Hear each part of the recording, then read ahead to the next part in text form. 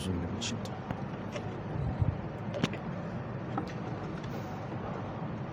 السلام عليكم ورحمة الله وبركاته. إن الحمد لله نحمده ونستعينه ونستغفره ونعوذ بالله من شرور أنفسنا ومن سيئات أعمالنا. من يهده الله فلا مضل له ومن يضلل فلا هادي له. أشهد أن لا إله إلا الله وحده لا شريك له وأشهد أن محمدا عبده ورسوله. اللهم صل وسلم على سيدنا محمد وعلى آله وأصحابه ومن تبعهم بإحسان إلى يوم الدين. أما بعد. Saya mulakan barisan Tuan Imam, ahli jawatankuasa masjid, muslimin, hadirin jemaah yang dirahmati Allah Subhanahu wa taala. Insya-Allah di kesempatan ini kita baca satu hadis Nabi sallallahu alaihi wasallam, yang mana hadis ini memberi gambaran yang sangat penting dalam urusan muamalah, hubungan kita sesama manusia. Dan mudah-mudahan dengan sebab ini kita sentiasa, dengan sebab itu, sebab hadis ini, sebab apa yang Nabi sebutkan ini, menjadikan kita manusia yang sentiasa menjaga hubungan sesama manusia, kerana ia juga merupakan jalan untuk kita ke syurga Allah Subhanahu wa taala. Maka tajuk tazkirah kita, ringkas kita pada hari ini adalah 6 hak muslim ke atas muslim yang lain. 6 hak muslim ke atas muslim yang lain, yang mana Nabi sebutkan secara spesifik dalam hadis yang diriwayatkan daripada Sayyidina Abu Hurairah radhiyallahu anhu, anna Nabiy sallallahu alaihi wasallam qala haqqun muslim ala muslim sittun, iaitulah bermaksud hak muslim ke atas muslim itu ada 6 perkara. Maka sahabat bertanya, qila wa ma hunna ya Rasulullah? Sahabat pun bertanya, ya Rasulullah, apakah ia wahai Rasulullah?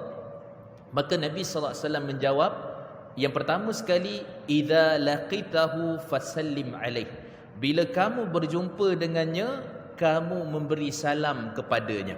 Satu.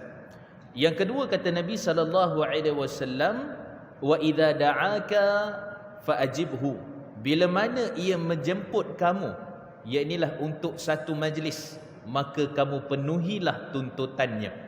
Yang ketiga, kata Nabi sallallahu alaihi wasallam, wa izastansahaka fansah lahu, bila mana Nabi SAW ataupun orang datang kepada kamu untuk meminta nasihat, nasihat dalam berbentuk urusan akhirat ataupun nasihat dalam urusan berbentuk dunia, maka berikanlah nasihat kepadanya.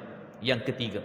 Yang keempat, kata Nabi sallallahu alaihi wasallam, wa idza atasa fahamidallah fasammithu, apabila seseorang itu bersin dan dia mengucapkan alhamdulillah, maka kamu jawablah bersin ataupun jawablah alhamdulillah itu.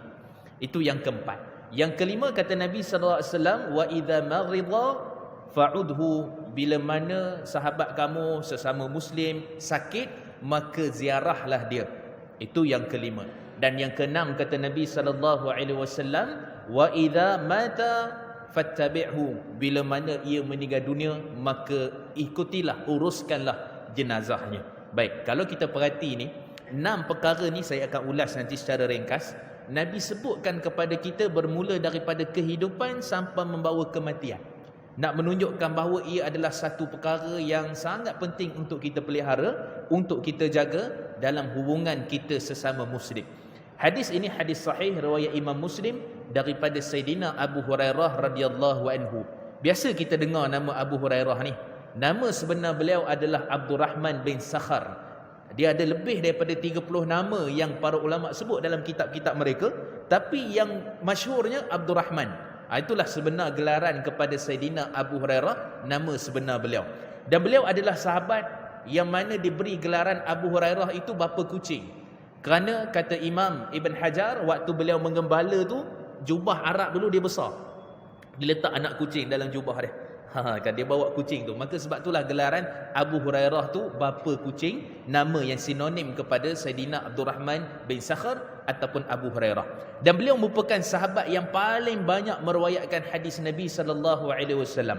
5374 hadis Nabi sallallahu alaihi wasallam. Selain daripada Sayyidina Abdullah ibn Abbas, selain daripada Sayyidatina Aisyah, selain daripada Abdullah bin Umar dan sahabat-sahabat Nabi yang lain. Kerana beliau ini masuk Islam lewat, tapi beliau ini duduk bertanya pada para sahabat, selalu dengan Nabi, maka sebab tu beliau cemerlang dalam meriwayatkan hadis-hadis Nabi sallallahu alaihi wasallam. Habis. Baik. Jadi kata beliau, Nabi sallallahu alaihi wasallam bagi tahu hak muslim ke atas muslim ini ada 6 perkara. Persoalannya, adakah 6 saja? Yang lain tak ada ke?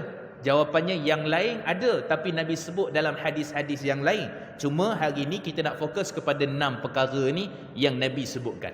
Baik, yang pertama kata Nabi SAW, benda ni simple, mudah, tapi kita nak pahala. Kita nak pahala. Kerana itu benda perkara yang dijamin oleh Allah dan Rasulnya SAW. Kata Nabi SAW, wa idza laqitahu fasallim alaih. Bila mana kamu bertemu dengannya, kamu memberi salam kepadanya. Simple.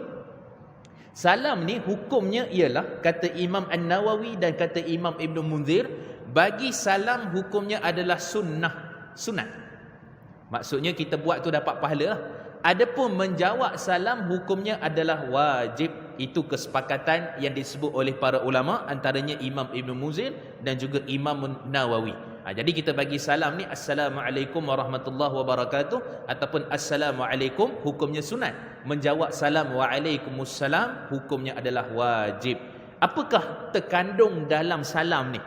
Dalam salam ini ada doa kesejahteraan. Ada doa kesejahteraan. Dan doa kesejahteraan ni bila kita doa kepada orang, maka wajib untuk kita sambut balik, sahut balik dengan mendoakan kepadanya. Sebab tu nama Allah As-Salam. Nama Allah itu adalah As-Salam, yang mensejahterakan, yang membebaskan daripada sesuatu yang sengsara dan menyakiti. Sebab tu namanya As-Salam. Maka kita sebut As-Salam tu seolah-olah kita menyebut sejahteralah nama Allah yang Maha Mulia ke atas kamu. Jadi doa itu adalah satu doa yang sangat penting. Maka itu antara perkara pertama yang Nabi SAW sebut dalam hadis ini. Persoalan yang kedua, setelah hukum bagi salam dan jawab salam, persoalan kedua, saya ringkas-ringkas je tuan-tuan, kita nak poin-poin yang penting saja. Okey, apa dia? Iaitulah, apakah lafaz salam yang paling terbaik? Ada orang bagi salam Assalamualaikum, ada orang bagi salam Assalamualaikum warahmatullahi, ada orang bagi salam Assalamualaikum warahmatullahi wabarakatuh. Jadi apakah lafaz yang paling terbaik? Dalam hadis riwayat Imam Tirmizi, hadis yang sahih, riwayat daripada sahabat Imran bin Husain, Nabi cerita ada satu orang lelaki masuk, dia bagi salam dekat Nabi. Dia kata Assalamualaikum. Nabi kata Ishrun. Nabi kata 10 pahala, 10 kebaikan. Ada yang kedua lelaki masuk, dia bagi salam Assalamualaikum warahmatullahi. Nabi kata Ishruna, 20. Nabi kata 20. Masuk pula yang ketiga bagi salam penuh, Assalamualaikum warahmatullahi wabarakatuh. Nabi kata thalathun, 30 pahala kebaikan. Maka kalau kita nak bagi salam, kalau khatib ke, kalau tengah nak kuliah ke, ataupun jumpa kawan-kawan dan sebagainya, paling terbaik kita bagi salam adalah Assalamualaikum warahmatullahi wabarakatuh, dan jawabnya pun Waalaikumsalam warahmatullahi wabarakatuh. Maka itu lafaz yang paling terbaik, paling banyak pahala, paling banyak kebaikan. Habis isu yang kedua. Isu yang ketiga daripada salam ni, hari ni kalau kita tengok orang guna short form SLM ataupun SALAM. Sekarang ni tuan-tuan, saya sangat sure kan, sebab tu kata para ulama, antara Syekh Hasan Al-Adawi dan beberapa sebahagian di kalangan para ulama menyatakan bahawa lafaz asal itu lebih baik dikekalkan. Kalau kita eja tu Assalamualaikum warahmatullahi wabarakatuh. Tapi sebenarnya tak susah, sebab hari ni kita ada stiker. Ada stiker kan, ataupun ada apa-apalah kat situ kan. Jadi kita boleh forward je yang tu. Sebenarnya kita bagi salam Assalamualaikum warahmatullahi wabarakatuh. Maka kemudahan moden pada hari ini membantu kita untuk mendapat pahala lebih. Tapi jangan forward je, sebenarnya kita bacalah Assalamualaikum warahmatullahi wabarakatuh. Forward kat dia. Macam tu lah maksudnya. Maka yang tu kita dapat 30 pahala. Kawan kita pula jawab SLM, WRT, WBT kan. Jadi kita kata sebenarnya dia jawab salam, tapi lebih baik kalau kita ejaan tu penuh. Jadi stiker yang ada apa semua tu manfaatkan ketika mana kita nak bagi salam dan juga menjawab salam. Itu konsep yang asal. Jadi lebih baik kalau penuh. Lebih baik kalau penuh. Baik, itu isu yang ketiga. Isu yang keempat, memberi salam kepada non-Muslim ataupun menjawab salam daripada non-Muslim. Boleh ke tak boleh? Pertama sekali, bagi salam kepada non-Muslim. Ada hadis yang sahih riwayat daripada Imam Al-Bukhari, kata Nabi SAW, la tabda'ul al-yahud wan nasara bis salam. Jangan kamu mulakan kepada orang Yahudi ataupun Nasara, maksudnya non-Muslim, dengan salam. Jangan kita mulakan dengan salam. Tapi kalau mereka yang bagi salam, tiba-tiba lah kawan sejabat ke apa ke, telefon, Assalamualaikum, kata dia kan. Maka kata tu, bila bagi salam, Assalamualaikum, dia bagi salam kat kita. Maka kata Nabi, faqulu wa'alaikum, kamu kena jawab wa'alaikum sahaja. Tu konsep dia yang Nabi ajar kepada kita. Yang non-Muslim, kita jangan mula bagi salam. Tapi kalau mereka bagi salam kepada kita, maka pada waktu itu kita jawab hanya perkataan wa'alaikum sahaja. Bukan sahaja tu, tapi wa'alaikum. Tu dia punya jawapan. Jadi tuan-tuan jawab wa'alaikum sahaja kan. Jadi lain pula. Okey, jadi itu konsep isu yang keempat. Yang kelima, boleh tak berkirim salam? Kan kirim salam. Orang tu kirim salam kat kita, kita kirim salam kat orang tu, kan kirim salam kat orang ni dan sebagainya. Adakah dalam sunnah? Jawapannya yes, ada dalam sunnah.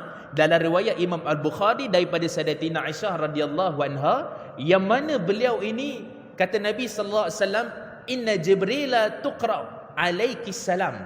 Jibril pernah ataupun Jibril berkirim salam kepada kamu.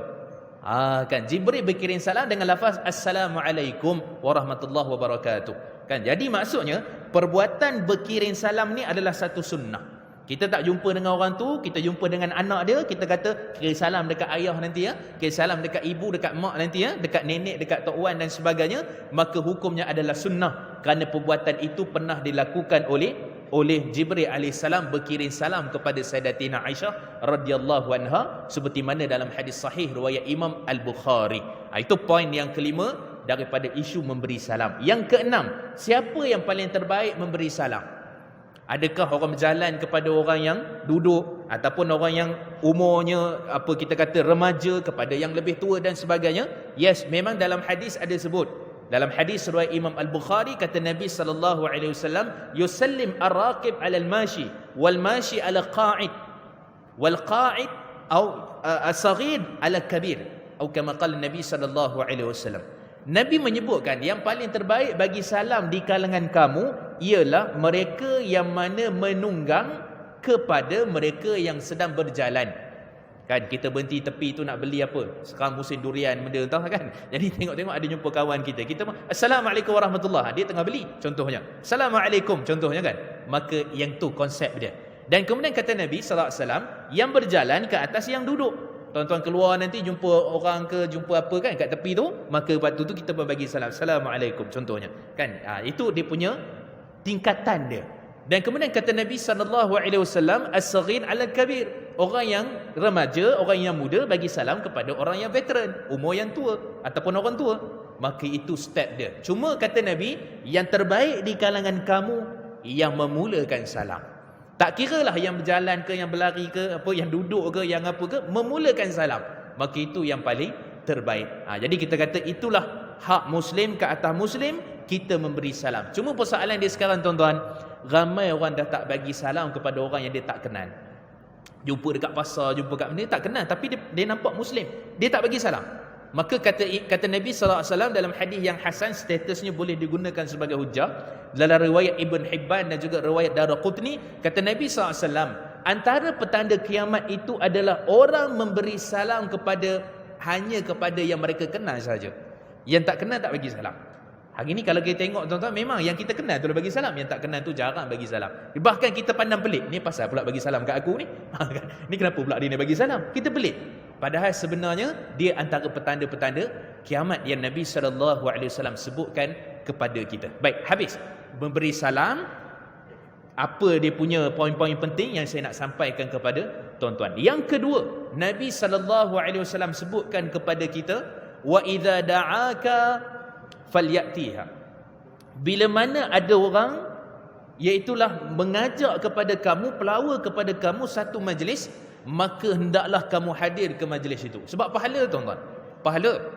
Kita hadir ke majlis ni kerana perintah daripada Nabi adalah pahala. Cuma para ulama, kata Syekh Abdul Rahman bin Nasir Sa'di, bagikan kepada dua. Kalau majlis itu majlis akikah, majlis ni tak lama majlis kenduri korban, contohnya kan, hari raya, apa lagi, majlis cukur jambul, apa-apa lagi lah, majlis-majlis rumah terbuka, contohlah hari dulu punya hari raya kan, maka yang tu hukumnya sunnah. Sunat kita menghadiri, tak wajib. Sunat dan tak wajib. Tetapi kalau dia adalah kenduri kahwin, maka kata Nabi SAW dalam hadis sahih riwayat Imam Muslim, "Idza du'iya ahadukum ilal walimah falyatiha." Bila mana salah seorang daripada kalian diajak untuk pergi ke walimah, kenduri kahwin, maka hendaklah dia memenuhi tuntutan itu. Maka sebenarnya asal bagi tuntutan menghadiri kenduri kahwin, maka hukumnya adalah wajib. Itu disebut oleh Imam Nawawi, disebut oleh Imam Ibn Munzir dan ulama-ulama yang lain. Kan, jadi maksudnya, tapi kadang-kadang ada kekangan, jarak tu terlalu jauh, kesesakan, sakit, fenomena alam ke tak mampu nak pergi dan sebagainya, maka kata Syekh Dr. Wahbah Zuhaili, kalau ada kekangan-kekangan yang seperti itu, maka hukumnya tak wajib untuk dia hadir. Dia sakit contohnya, kan, dia kena kuarantin contohnya, macam mana dah wajib ni, jangan pergilah. Pergi tu jadi benda lain, mudarat lain pula contohnya. Jadi kita kata asal hukumnya adalah wajib, tetapi kalau ada perkara-perkara yang tak dapat nak dielakkan, maka hukumnya adalah harus sahaja dia menghadiri majlis kenduri kahwin. Okey, kalau majlis itu mengandungi perkara-perkara yang lara, perkara-perkara yang mana mendatangkan maksiat, dengan hiburan-hiburan yang melampau, dengan apa kita kata perkara-perkara yang melalaikan, maka tidak wajib lagi untuk menghadiri kenduri yang seperti itu. Dan kemudian poin yang kedua, kalau kita buat kenduri kenara ni, minta maaf sebut tuan-tuan, hari ni orang mentang-mentang dia ada kawan-kawan dia, Datuk Seri, Tan Seri, manager-manager, CEO, yang tu je dia ajak. Yang fakir miskin dekat tepi sebelah tu, anak yatim semua, dia tak peduli. Ni Nabi pesan pada kita, syarut ta'am, kata Nabi, sejahat-jahat, seburuk-buruk makanan yang mana dijemput al-aghniya, orang-orang yang kaya di kalangan mereka, wa yutraku al-fuqara, dan mereka tinggalkan golongan fakir miskin. Hati-hati tuan-tuan. Kalau hari ni hadis sahih riwayat Ibnu Majah, kalau kita buat kenduri kenara, terutamanya majlis perkahwinan ni, kalau boleh ada di situ orang-orang yang kurang berada, mungkin itu lauk ataupun benda yang boleh dia makan rasa sedap waktu tu. Biasa lauk ikan masin je ataupun biasa-biasa, tapi bila jemput kenduri kenara boleh makan daging, ayam dan sebagainya. Ayam naik harga, semua benda nak naik harga sekarang ni. Kan? Jadi jemputan-jemputan yang ada tu menggembirakan orang fakir miskin. Maka sebab tu kata Nabi, paling buruk makanan adalah orang kaya saja jemput, orang miskin di kalangan mereka ditinggalkan. Maka jangan buat macam tu. Maka kita nak buat kenduri kenara, nak buat apa, jemputlah. Sebab tu kalau tuan-tuan tengok tujuan, the higher objective of maqasidus syariah, tujuan syariah ni paling tinggi sekali apa dia? Kalau bab berkait dengan perkara ni, korban ada bahagian fakir miskin, zakat fitrah ada bahagian fakir miskin, bab kenduri kenara ada bahagian fakir miskin. Maka jangan dipinggirkan, kerana itu adalah mengundang keberkatan dan pahala di dalam majlis yang kita lakukan itu. Baik, habis. Itu poin yang kedua pada bab jemputan. Yang ketiga, boleh tak kita hadir orang tak jemput? Kan, tengok kenduri kenara tepi jalan, lapar ni, boleh lah kot singgah. Okey, yang ni dalam istilah fiqah dipanggil tufaili. Tufaili ni ialah orang yang hadir kenduri kenara, dia tak dijemput tapi dia hadir. Dia tak dijemput tapi dia hadir. Maka hukumnya, kata Imam Syafi'i, kata Imam Ahmad dan ulama-ulama sepakat menyatakan dia tak boleh hadir kerana tiada jemputan. Tak boleh hadir kerana tiada jemputan. Tapi kalau dia datang tu, dia hadir tu, dia lapar ni, nak makan ni, tapi dia minta izin pada tuan rumah, yang tu harus. Minta izin, jumpa tuan rumah, mana bapak pengantin ni, kami ni tak ada jemputan tapi lapar ni, kan. Sebab kadang-kadang tu ada bajet dia, ada dia punya kepala-kepala dia yang maksudnya dah memang cukup-cukup. Jadi itu antara sebab lah kenapa larangan ni tidak apa kita kata, tak boleh untuk kita hadir dalam keadaan yang demikian. Tapi kalau hanya sekadar kita hadir, minta izin, nak makan ke apa, tak ada masalah. Tapi kalau tak dijemput, jangan hadir. Okey. Kemudian yang keempat, kalau jemput melalui Facebook, kad jemputan, melalui grup WhatsApp, wajib ke tidak hadir? Jawapannya, kalau dia itu adalah secara umum dan tahu memang kita kenal dia, memang dia tu jemput kepada kita walaupun dalam grup, maka hukumnya asalnya pergi kepada yang wajib tadi. Yang wajib. Tapi kalau kawan kita tu kita tak berapa nak kenal, dia jemput dekat Facebook, kan, nak datang ke tak datang, dia ada tulis dekat situ, kena tick lah datang ke tak datang, nak go ke tak go, kan. Jadi waktu tu kita kata hukumnya sunat saja. Tapi kalau dia forward tu kepada kita, message tu personal, maka yang tu menunjukkan bahawa dia betul-betul ajak kita lah. maka hukumnya jatuh wajib kalau kita tak ada apa-apa yang menghalang daripada kita hadir ke tempat kenduri kenara. Itu dia punya konsep dalam Islam, nak menjaga hubungan dan juga nak berikan ganjaran pahala di antara sesama manusia. Itu konsep asas dia. Baik, itu yang kedua. Yang ketiga, kata Nabi SAW, wa izastansahaka fansah lahu. Apabila mana orang tu minta nasihat pada kamu, maka hendaklah kamu memberi nasihat kepadanya. Dan kata Imam Ibn Hajar, nasihat yang paling besar sekali ialah mengajak manusia kepada kebaikan dan menjauhkan manusia daripada kemungkaran. Kena tegak, kena ajak kepada kebaikan, kerana itu adalah daripada simbol agama. Sebab tu kata Nabi SAW dalam hadis riwayat Imam Al-Bukhari, ad-dinu nasihah. Agama ni agama nasihat. Nasihat. Tapi bukanlah setiap macam ni nasihat. Mari nak nasihat. Setiap kali jumpa nak nasihat, marah juga orang kan. Ni kawan-kawan kedai kopi, mari saya nak nasihat ni. Jadi tengok keadaan, tengok masa lah. Jangan sepanjang masa kan. Jadi kita nak kata ada waktu tertentu yang memang terutama orang datang minta nasihat. Ni nak minta nasihat sikit. Kenapa? Saya ni begini ni, tapi dalam bab ni saya bab ibadah ni, Allah, bab baca Quran ni, macam mana cara? Apa tips supaya jadi sekian. Supaya dalam ibadah ni jadi semangat. Macam apa? Kita mungkin ada tips tu. Kita mungkin setakat yang apa saya amalkan ni sekian lah. Kan nak cara istiqamah ni doa. Contohnya apa? Ya muqallibal qulub tsabbit qalbi ala dinik wa ala ta'atik. Contohnya.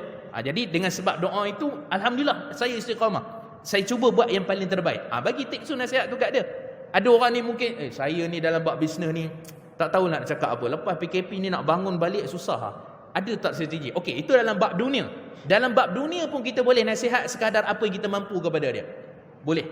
Ni kamu kena structure balik, susun balik. Hutang piutang ni kena susun balik. Yang ni bab perniagaan, mana keperluan, mana kepentingan, susun balik. Apa permulaan untuk strategi bisnes nak mula balik. Bagi dia tips-tips. Boleh. Kan itu juga pahala. Kalau dia buat, dia berjaya. Dia buat tu, dia boleh bagi makanan yang halal, nafkah yang halal kepada ahli keluarga dia. Pahala kepada kita mengalir, tuan-tuan. Dengan sebab kita bagi nasihat tu dalam bab dunia. Sebab hari ni ramai orang kata nasihat ni bab agama je, bab dunia ni tak. Lepas tu meniaga ni pula, dia bagi pula pada orang lain, dia nasihat pada orang lain, ataupun dia keluarkan zakat, semua pahala untuk kita. Walaupun dalam bentuk urusan dunia. Jadi bab nasihat tu dalam bentuk dunia pun dia perlukan, silakan. Dalam bab urusan berkaitan dengan akhirat pun itu lebih baik daripada sudut nasihat menasihati antara satu sama lain. Jadi bila orang datang kepada kita minta nasihat, contohnya macam ni lah, ni saya ni nak berumah tangga, jadi mintalah haji pak cik ke apa, bagilah tips sikit rumah tangga ni macam mana. Begitu pun bagilah, ni jangan bergaduh dengan apa, macam-macam lah kita bagi tips kat dia setakat pengalaman yang kita ada. Itu juga adalah perkara nasihat, menasihati antara satu sama lain. Dan kalau saya buat salah pula, sebab tu dalam Quran Allah sebut dalam surah Al-Asr, Allah menyatakan apa dia?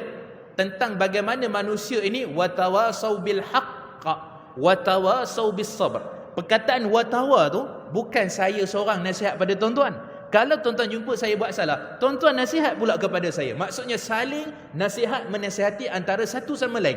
Ada orang tergelincir, ada orang tersalah, ada orang tersilap, maka itu antara perkara yang agama kita ajar. Setakat mana yang kita faham. Ni, contoh orang datang, ni saya ni nak beli kereta ni, tapi second hand lah. Macam mana cara nak tahu kereta tu banjir? Contoh kan, kena banjir. Macam mana nak tahu kereta tu accident? Macam mana nak tahu sekian-sekian ni dia punya ni mileage dia tak tipu ke apa? Kita tahu tips tu, bagi kat dia. Dia pun pilih kereta semua, alhamdulillah. 5-6 tahun dia pakai kereta walaupun second hand, okey.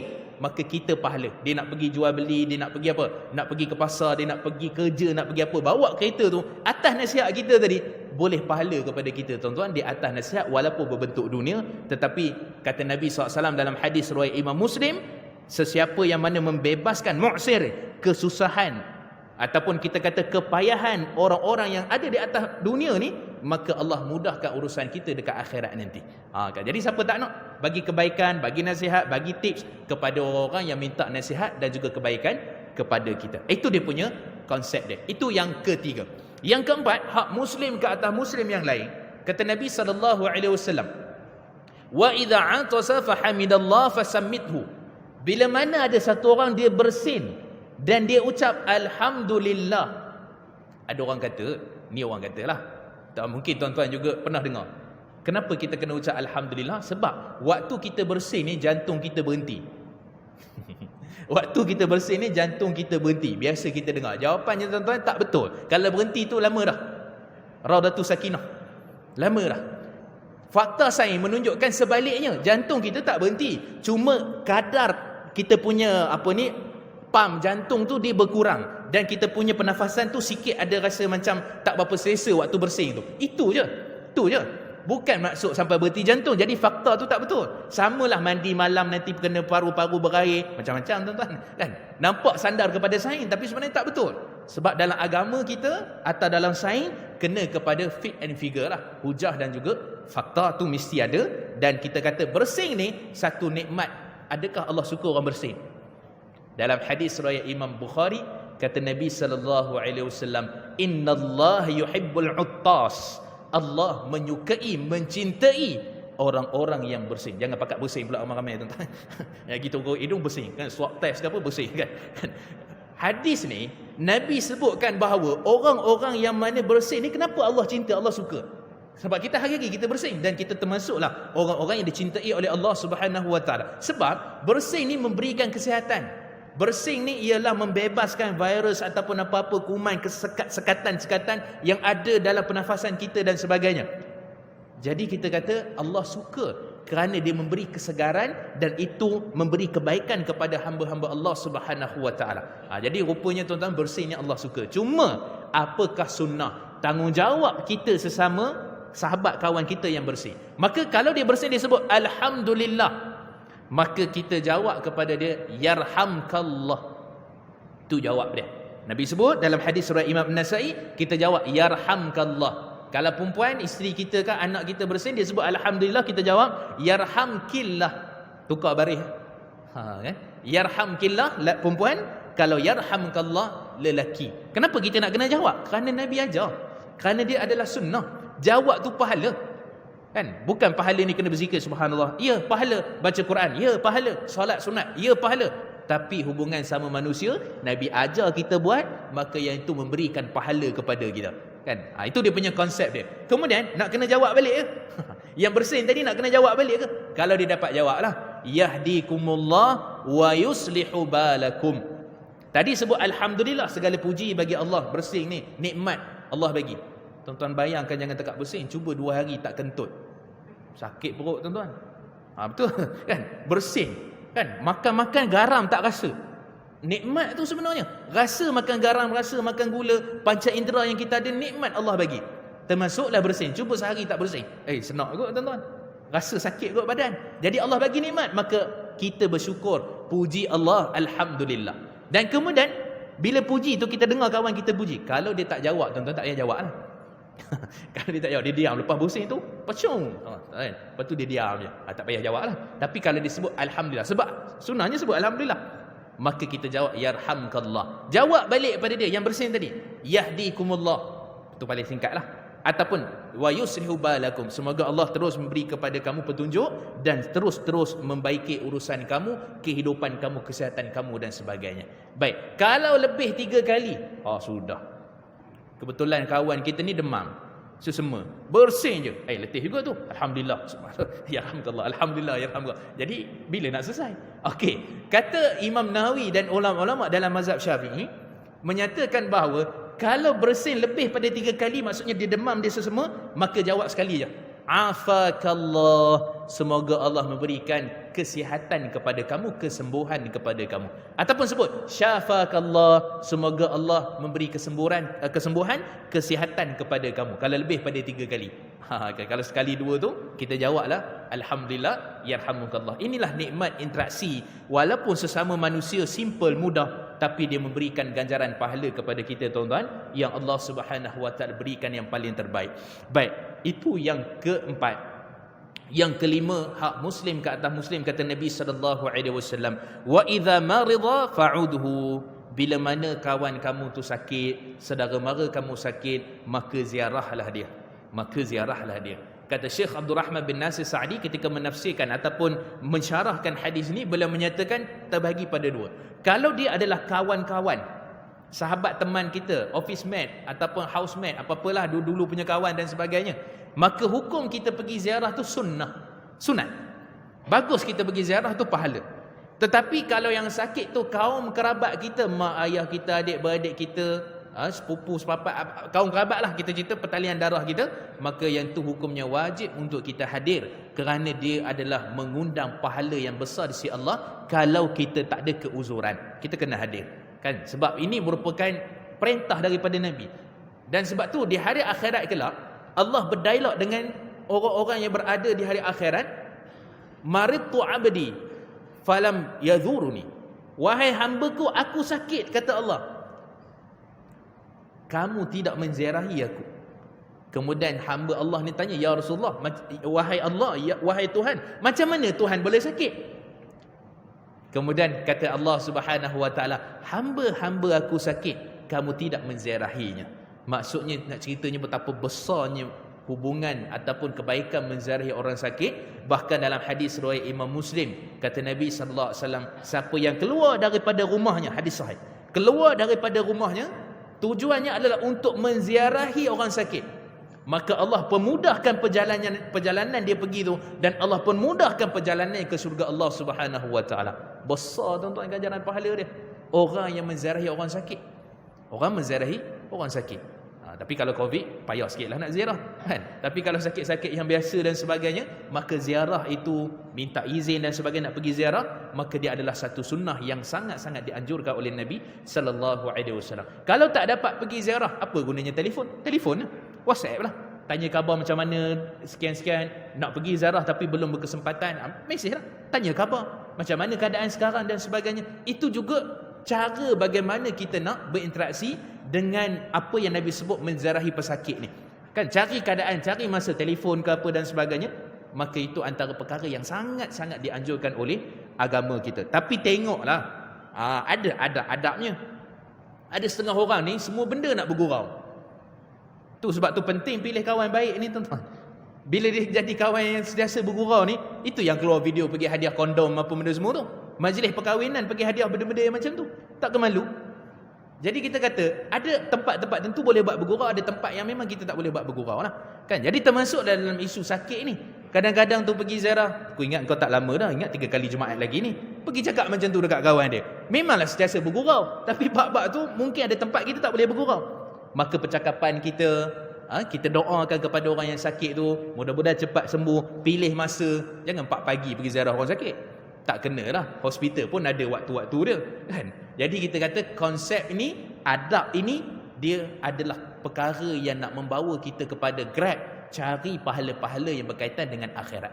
Dan akhir sekali kata Nabi sallallahu alaihi wasallam, saya tengok masa ni tuan-tuan, akhir sekali kata Nabi, wa idza mata fattabi'hu, bila mana orang tu meninggal dunia, maka kamu ikutilah jenazahnya. Ikuti jenazah ni tuan-tuan ialah kalau kita dapat hadir, kita menyempurnakan jenazah daripada solat sampai memandikan, solat, kafan dan kemudian kafan, solat dan kemudian pergi ke kubur, itu pahala yang sangat besar. Dalam hadis riwayat daripada Abdullah bin Umar dalam riwayat Imam Al-Bukhari, kata Nabi sallallahu alaihi wasallam, yang mana sesiapa yang dia ini mengikuti jenazah daripada kematian sampailah menyolatkan jenazah, dia dapat 1 qiraat.